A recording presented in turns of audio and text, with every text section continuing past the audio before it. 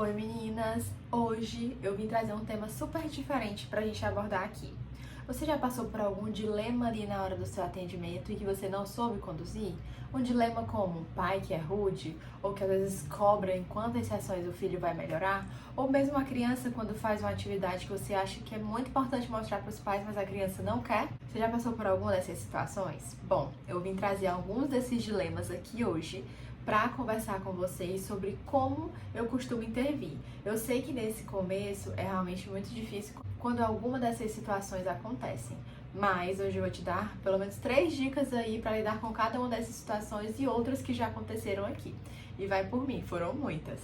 Mas antes, não esquece de curtir, se inscrever e ativar o sininho, que toda terça-feira tem vídeo novo no canal das dúvidas que as psicólogas me mandam aqui e lá no Instagram, @psivalescaromão. E vamos para mais um vídeo. Então, né, meninas, quem nunca passou por uma situação que você não acha a informação em livro, em artigo, da forma como você deve conduzir ou responder os pais? Pois bem, isso se chama um dilema clínico, uma situação em que normalmente a gente precisa lhe dar uma resposta, uma condução, mas que não é tão fácil assim pelas nuances que estão acontecendo ali em questão.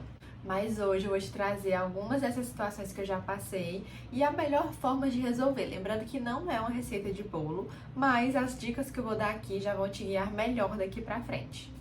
Primeiro dilema, a criança faz uma atividade super importante ali na hora do atendimento e no final ela diz, não mostra isso aqui pra minha mãe, ou então não conta isso, enfim.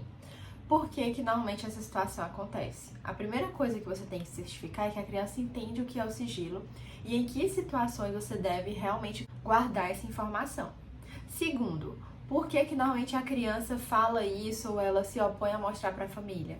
Porque, principalmente aqui no meu consultório, sempre que eu vou dar uma orientação parental, eu consulto as crianças. Eu digo, olha, tia Valesca vai sentar para conversar com seus pais sobre aqueles pontos que eu acho que eles precisam melhorar.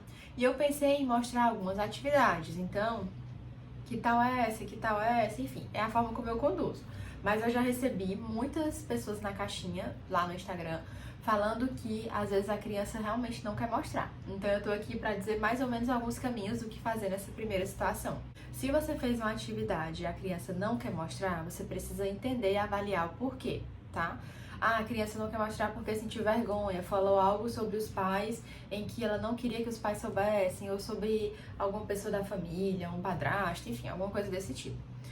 Qual é a minha orientação? Diga para a criança, reforce sobre o sigilo. Olha, você tem o total direito de não mostrar e etc. E você vai reexplicar toda a questão do sigilo.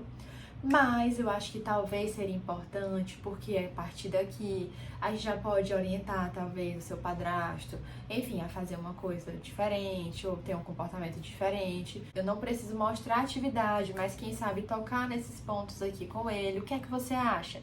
Então a primeira coisa, se for algo muito relevante que você precisa ali realmente passar para a família, é trazer esse outro ponto de vista para a criança. Então você já reforçou a questão do sigilo, depois em seguida você tenta ali argumentar com a criança para explicar a importância dessa ponte entre as informações.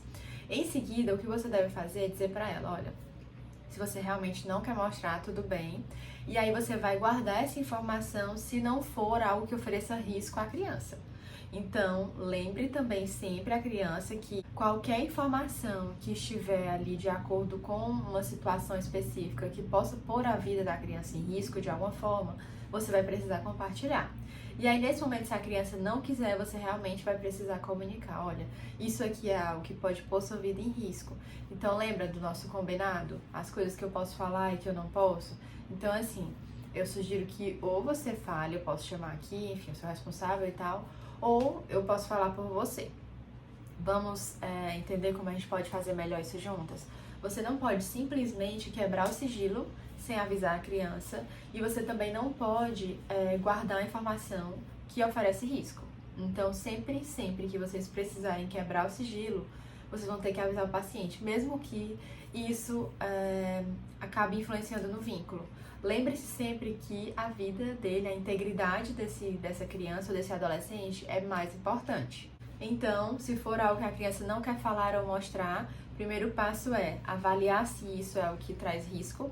para a integridade da criança ou do adolescente de alguma forma. Se não trouxer, mas for uma informação muito importante para o andamento da terapia e ela mesmo depois de você conversar e tudo mais não quiser mostrar, você pode tocar nesse assunto durante a orientação parental sem expor detalhes da atividade ou detalhes do que a criança trouxe.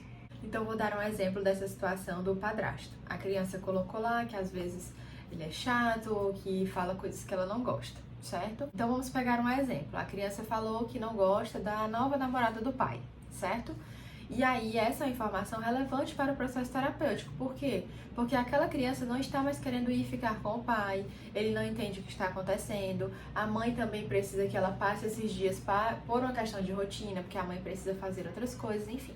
Então é algo que é relevante para o processo terapêutico, não está pondo a vida da criança em risco. Claro que você tem que avaliar o porquê que ela não gosta, né? Mas vamos imaginar que seja algo que a criança não se identificou, enfim.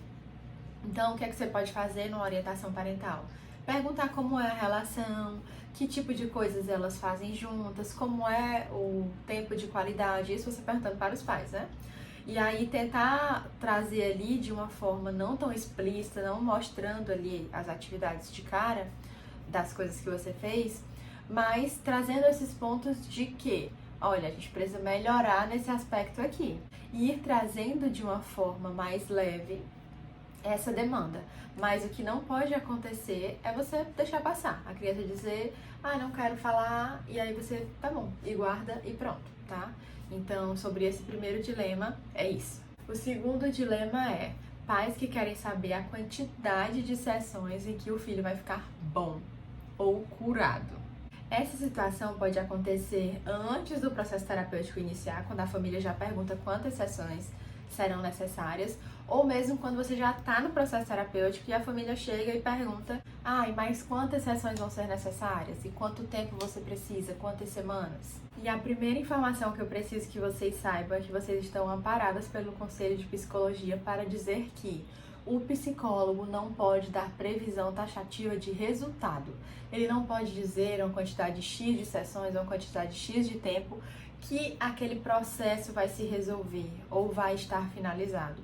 Por quê, gente? Nós trabalhamos com seres humanos que dependem de diversos fatores, que têm contextos que são variáveis ali no decorrer da intervenção. Então, você não pode simplesmente chegar e dizer isso.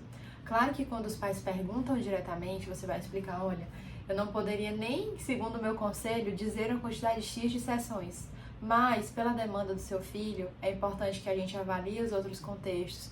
Tudo vai depender do quanto vocês se engajam, quanto a escola vai colaborar, como vai ser o vínculo dele na sessão. Então são muitos fatores que influenciam para que a gente alcance esse objetivo. Mas uma coisa eu garanto a vocês, quanto mais a gente estiver alinhado, quanto mais rápido vocês seguirem as instruções, chegarem junto, eu tenho certeza que o processo vai caminhar cada vez de forma mais positiva. Então, diante de um dilema desse ou de uma cobrança dessa, tente trazer mais ainda os pais para o processo terapêutico, reforçando que eles fazem parte da mudança e da velocidade que essas coisas podem acontecer ou não. Terceiro dilema, pais que trazem várias demandas sobre a criança e a criança sempre responde que tá tudo bem, tá tudo certo, que nada aconteceu, que ela não tem nada para contar. A primeira coisa que você precisa entender, qual é a função desse tá tudo bem? Será que a criança tem medo, receio? Será que ela tem alguma dificuldade em relatar questões difíceis que ela está passando? Será que em outros contextos ela é invalidada nesse sentido ou mesmo punida? Então você precisa investigar essa função do comportamento de dizer que tá tudo bem. Pode ser que seja realmente algo reforçado no contexto familiar ou pode ser uma segunda coisa que é o que eu vou comentar aqui agora. A segunda coisa pode ser que a criança não reconheça o problema como um problema. Então os pais trazem várias demandas, mas a criança não acha que é algo que seja uma questão que precisa ser mudado.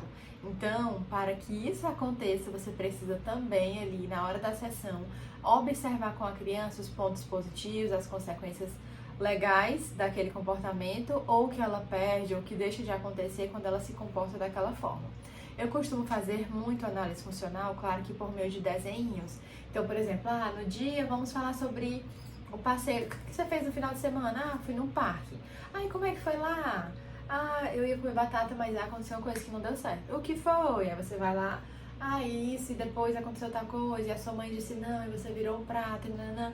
E se fosse esse outro caminho aqui, como é que poderia ser? Então, fazer análises das situações que a criança passou e que teve dificuldade de lidar é uma das melhores alternativas para elas passarem a entender o problema como um problema. E o terceiro ponto é que pode ser que a criança não tenha entendido bem como funciona o sigilo terapêutico ou que ela ainda não tenha vinculado bem com você. E aí você vai precisar voltar alguns passos e investir mais nessa relação terapêutica. E a próxima situação é, normalmente, pais que divergem ali nas ideias ou têm conflitos e apresentam essa divergência na frente da criança, muitas vezes ali no seu consultório, na sua recepção. A sua postura deve ser o seguinte: se essa situação acontecer numa recepção ou na frente de todos, você pode dizer: pessoal, eu entendo a questão de vocês. Fulana, você poderia vir comigo rapidinho? Já já eu converso com você, fulana. Quando a mãe entra na sessão, a coisa que você deve dizer e reforçar é: olha, esse é um espaço em que a gente está aqui focado no cuidado da criança. Então, essa postura de vocês ficarem apontando um ao outro, principalmente na frente da criança, não colabora com o processo. Provavelmente vai deixá-la mais ansiosa.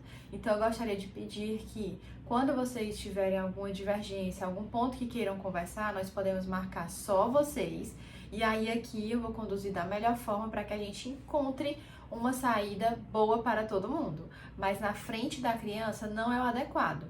Então, se a gente faz isso, o que acontece é, nós estamos cada vez mais distantes do nosso objetivo terapêutico, que é o bem-estar da criança. Esse é sempre o objetivo, enfim, de todo e qualquer terapeuta e toda e qualquer família que leva a criança para a terapia, é que ela tenha bem-estar e saúde emocional adequada. Depois que você chamou ali a mãe para conversar, você pede para ela voltar à recepção e em seguida chama o pai e explica a mesma coisa. E aí fala, olha, conto com a colaboração de vocês, se você precisar desse espaço, estou aqui, nós vamos resolver isso juntos. Então é algo que precisa ser colocado para a família, de uma forma que eles entendam que aquele comportamento não pode se repetir. E você pode sim colocar isso de uma forma bem clara para que eles entendam. Seguindo também nessa linha de dilemas, vamos para o quinto e último dilema, que é quando a família começa a falar coisas da criança ali na recepção, ou mesmo antes de entrar na sessão, como por exemplo, conte pra tia Valesca o que você fez esse final de semana, que você fez tal coisa, que você fez uma birra, ou que você fez, enfim. Então, nesse momento, quando essa situação acontecer, você pode dizer, obrigada, fulana, a gente vai conversar e tentar entrar o mais rápido assim que der, de uma forma adequada com a criança. Faz a sessão e aí no final, quando a mãe perguntar, ela contou ou ele contou, aí você diz, olha, depois a gente conversa melhor sobre isso em um momento mais oportuno. E no WhatsApp, ou em outro momento que você estiver só com a mãe, você precisa comentar isso com ela ou com o responsável que estiver ali com a criança na sessão. Por quê? Esse tipo de comportamento interfere diretamente na relação terapêutica. Se a criança entende a terapia como algo que a mãe reclama, a gente escuta e fica tentando resolver, ela pode achar que o processo terapêutico não é sobre ela, mas sim para atender às expectativas da mãe. E a criança pode ficar menos engajada na sessão ou até desinteressada. Então, reforce com a mãe de outra forma, por outros meios, seja por orientação parental ou WhatsApp, que essas situações não agregam ali no processo terapêutico e que interferem de forma que pode fazer com que o processo, inclusive, dê uma regredida. Meninas, é isso e eu espero que tenham gostado do vídeo de hoje, que acrescente bastante na prática clínica de vocês. E se você conhece uma amiga psi que também está começando e tem muitas dificuldades, compartilhe o nosso canal aqui com ela, que eu vou ficar muito feliz e eu tô vendo o nosso canal crescer cada vez mais e eu tô muito, muito empolgada com isso. Então, muito obrigada e até o próximo vídeo.